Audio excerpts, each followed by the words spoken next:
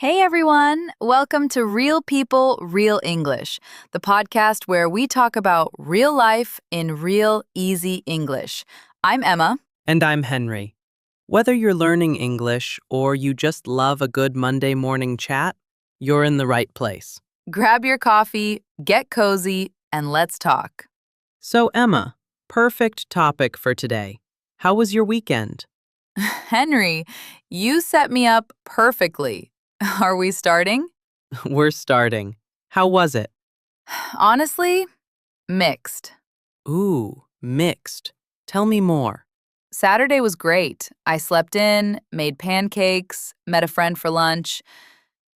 Sunday was rough. I had so much work to catch up on. Pancakes on Saturday. Strong start. Pancakes are a strong start to any day. What about you? How was your weekend? Mine was the opposite. Saturday was busy. I had a wedding to go to. Oh, fun! Whose wedding? An old friend from school. Beautiful ceremony. Lots of dancing. I didn't get home until 2 in the morning. 2 in the morning? Henry, you're a maniac. I felt like a maniac on Sunday. I was useless. I just stayed in bed and watched a movie. Sometimes Sunday needs to be a do-nothing day, especially after a big Saturday. Exactly. So my weekend was half party, half vegetable. Both extremes. Half vegetable. That's a very good description. Vegetable mode is real. Sometimes it's necessary. Okay, small talk done.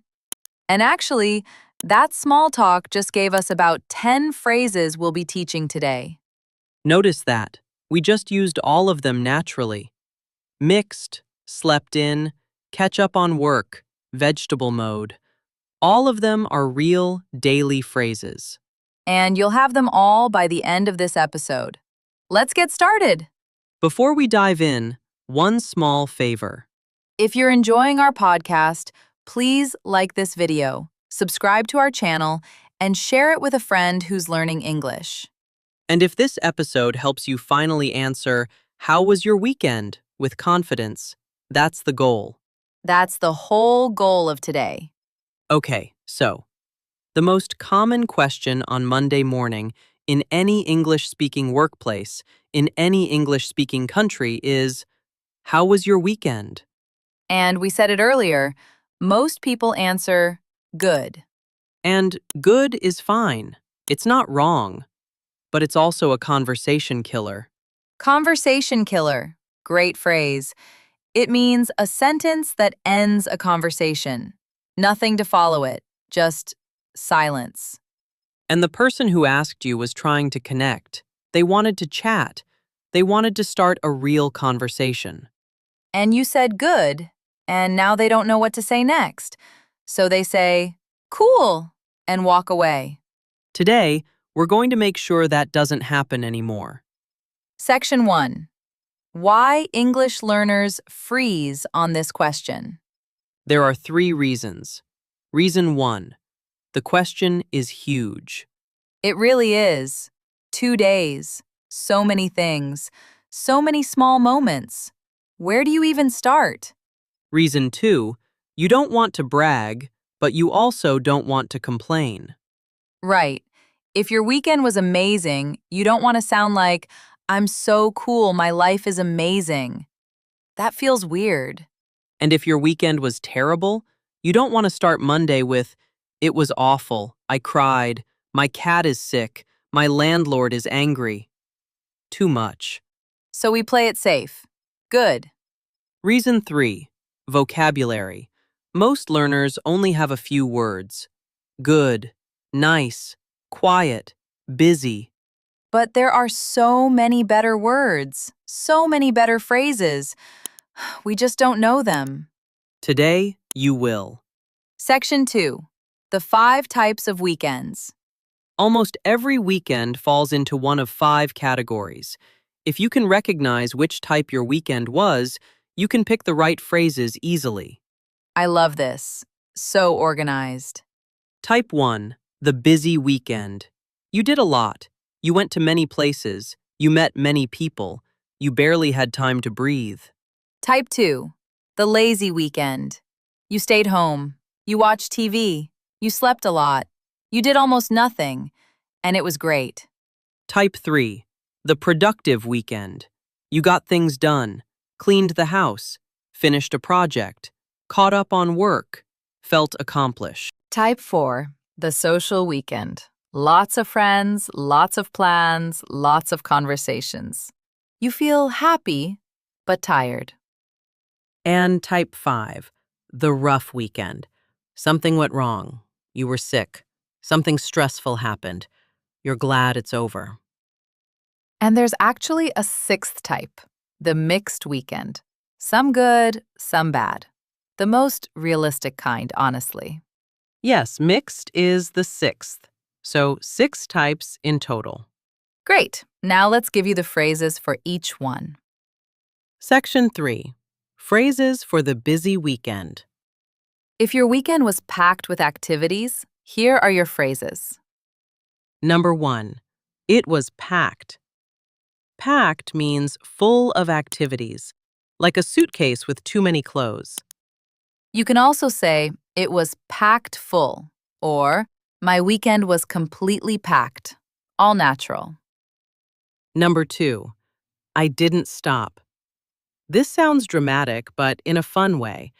It means I was busy from morning until night. Variations. I literally didn't stop. I haven't stopped since Friday. I've been on the go all weekend. On the go is another nice one.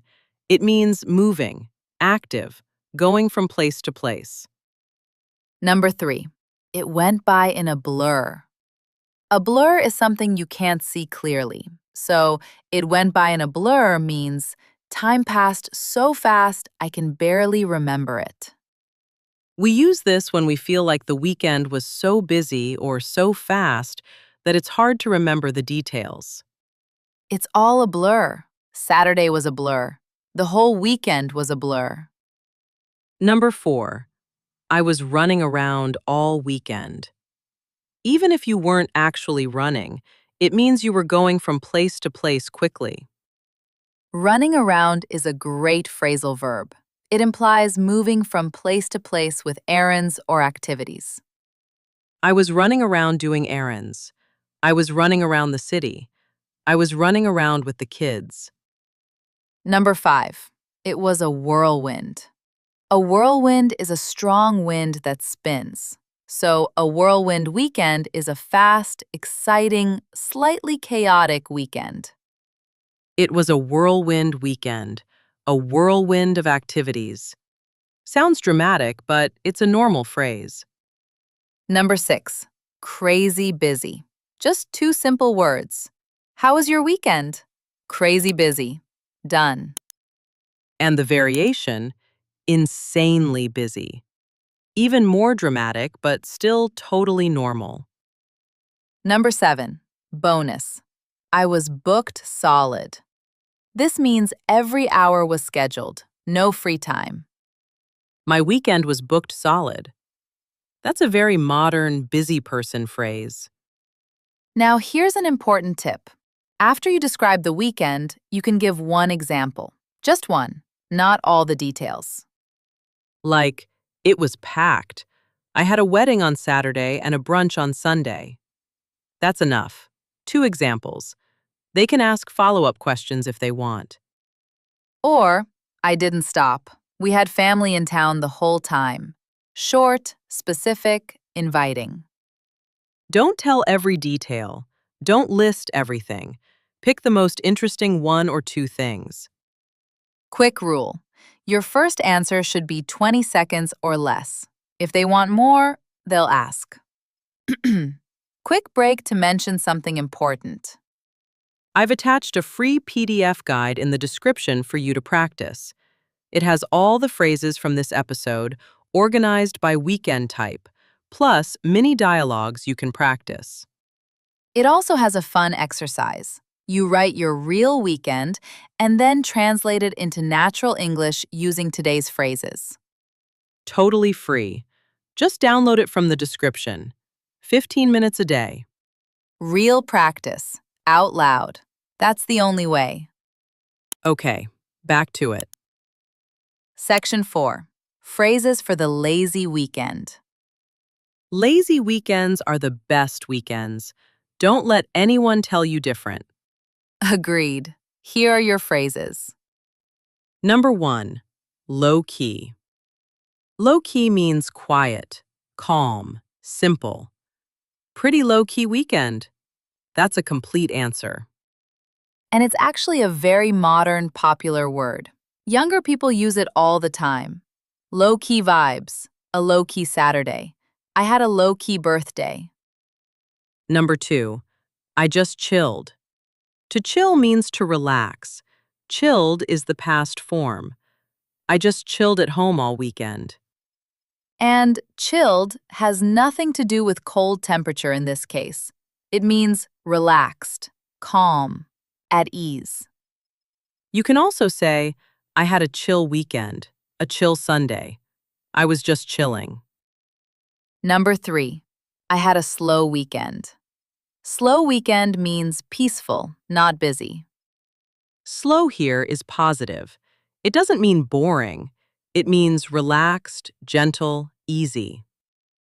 Number 4, I was a vegetable. Henry's phrase from earlier. It really is a thing. I was a vegetable on the couch.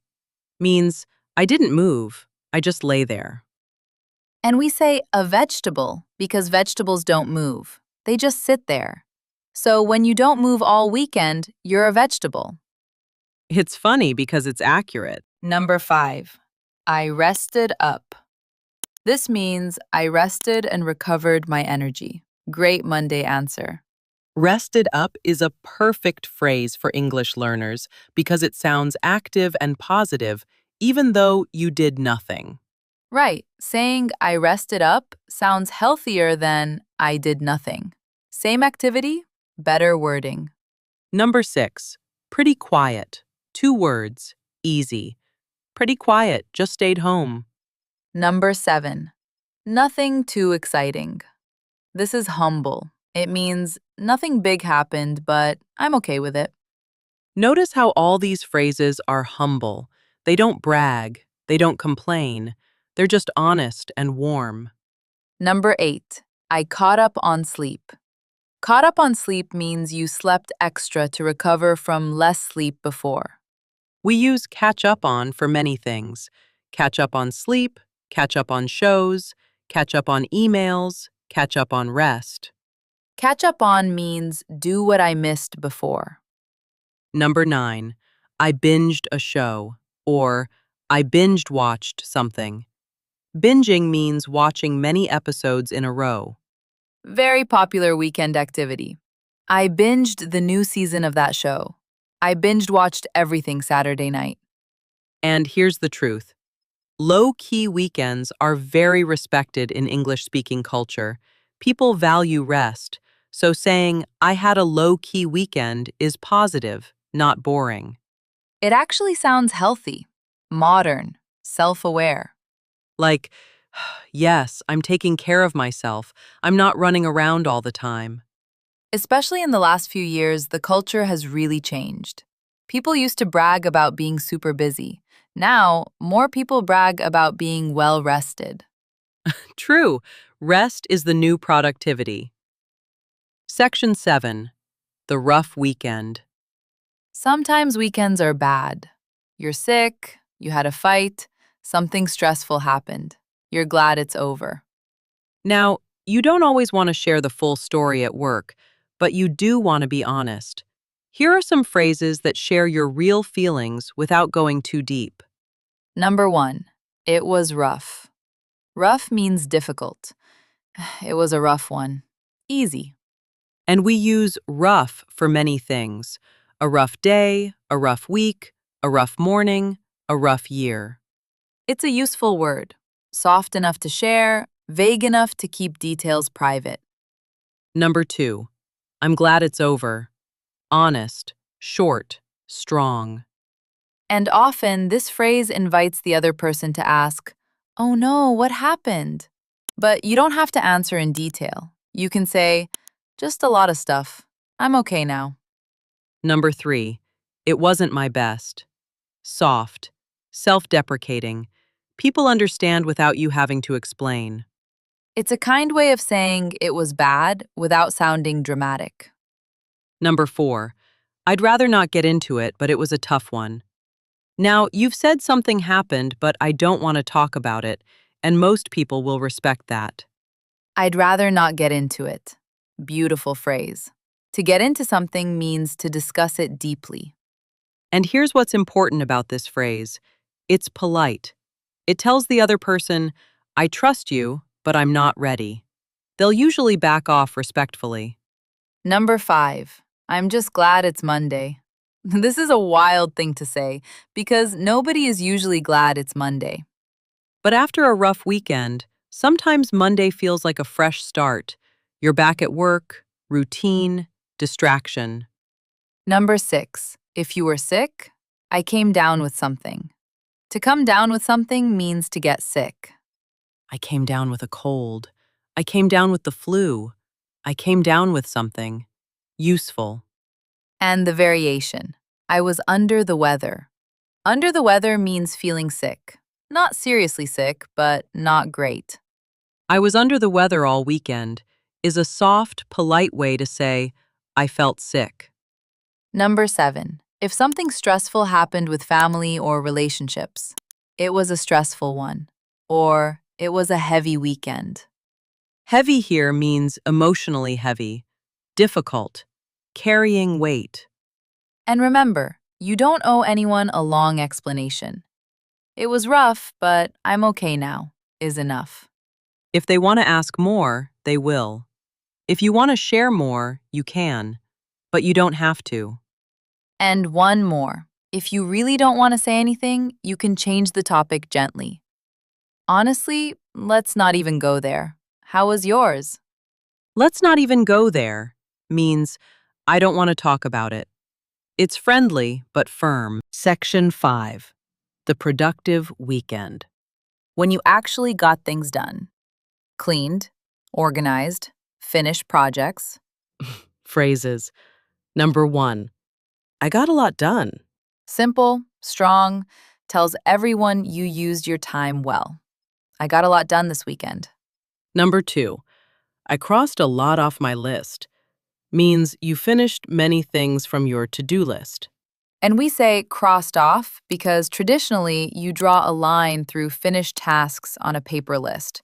So crossing off equals finishing. Number 3. I was super productive. Direct, confident.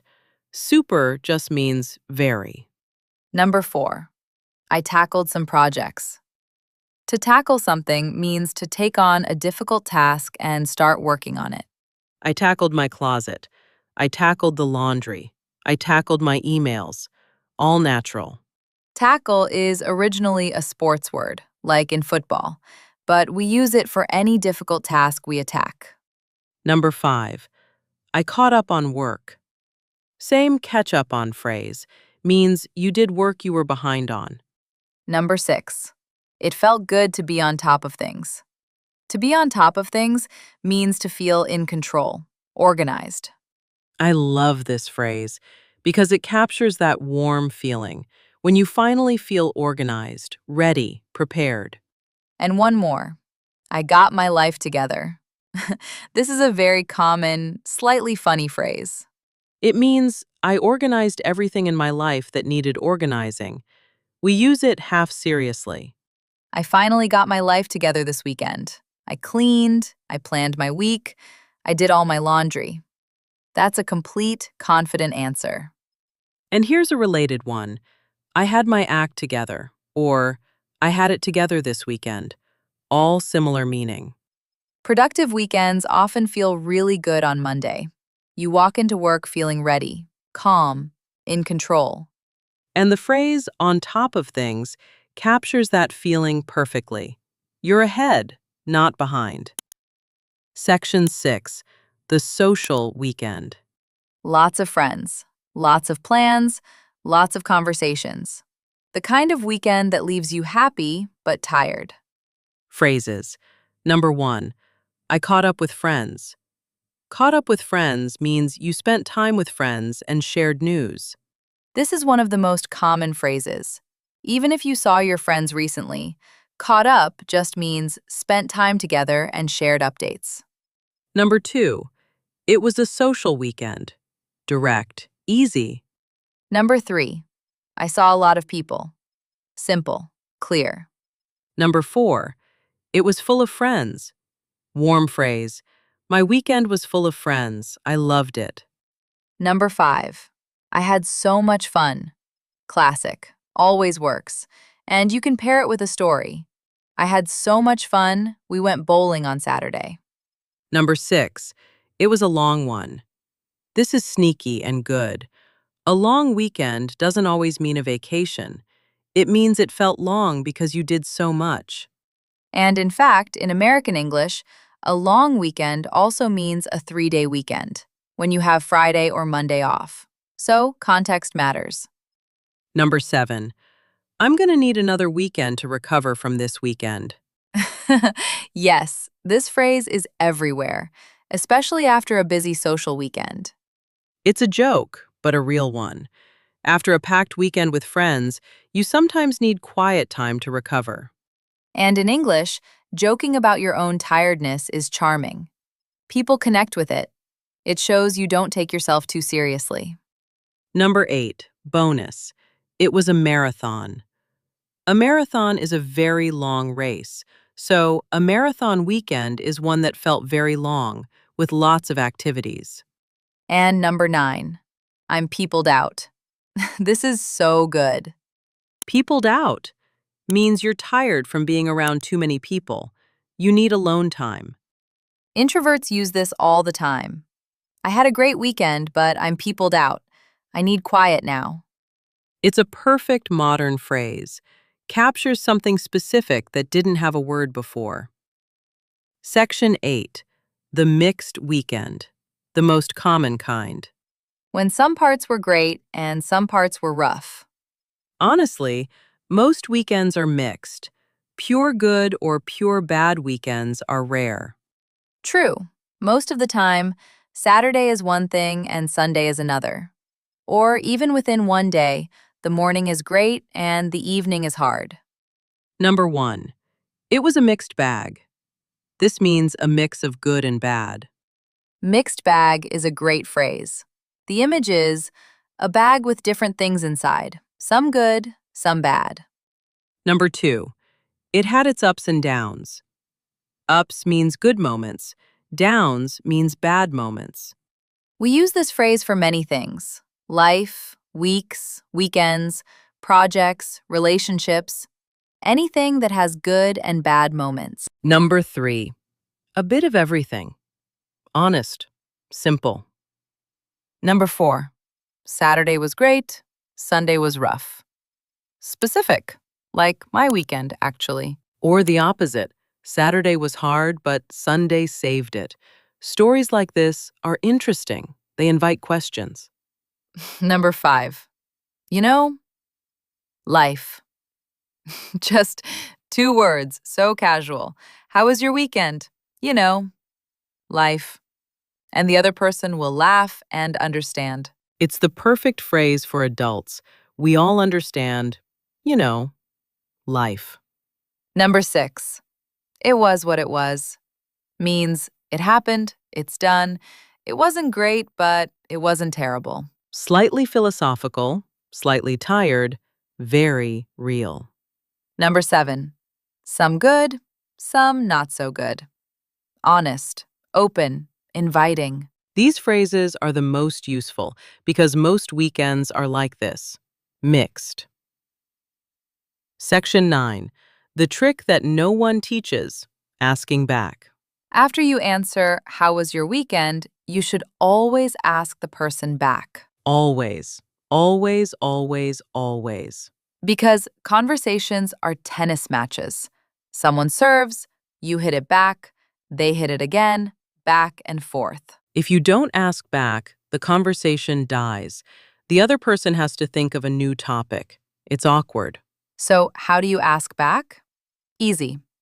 How about you? What about you? And yours? All three work. How about you is the most common in America. What about you is also very natural. And yours is short and casual. You can also say, and how was yours? That's slightly more polished. Or just turn it into one word. You? That's super casual but completely fine with friends or close coworkers. Practice this. Every time someone asks, how was your weekend? Practice your answer. Then practice asking back. It should become automatic, like a reflex. They ask, you answer, you ask back. Mini practice. Emma, ask me how my weekend was. Emma, you're Emma. I meant, Henry, ask me. Let me try again. Henry, ask me how my weekend was. Hey, Emma, how was your weekend? It was a mixed bag. Saturday was great, Sunday was rough. How about you? Did you hear that? Short answer, then asked back.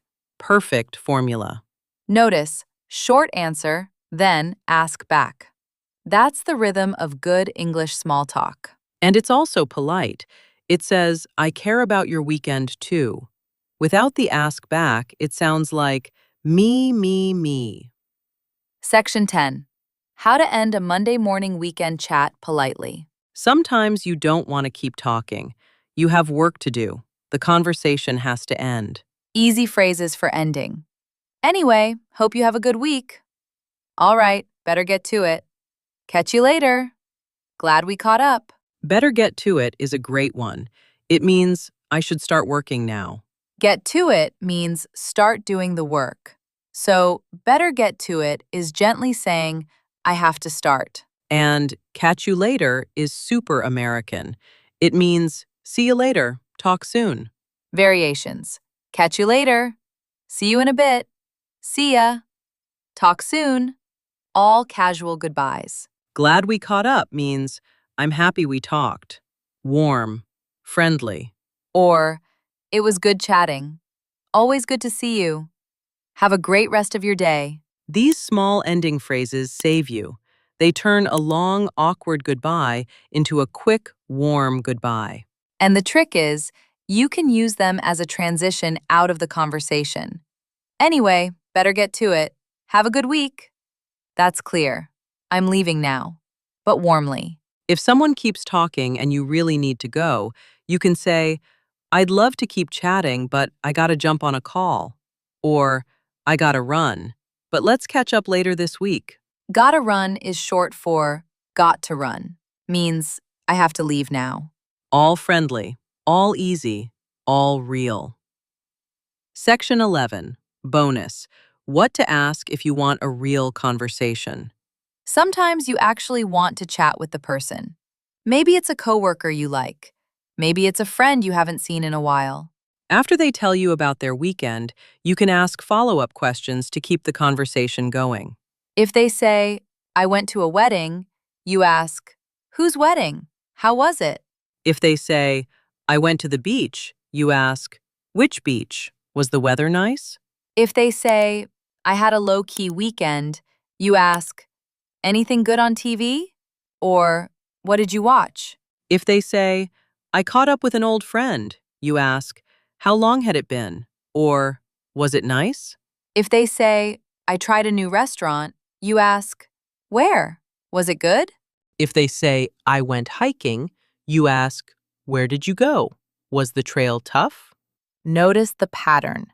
The follow-up question always asks for one more detail. Just one. You don't need 3 questions in a row. That becomes an interrogation. Yeah, please don't interrogate your coworkers. One follow-up is plenty.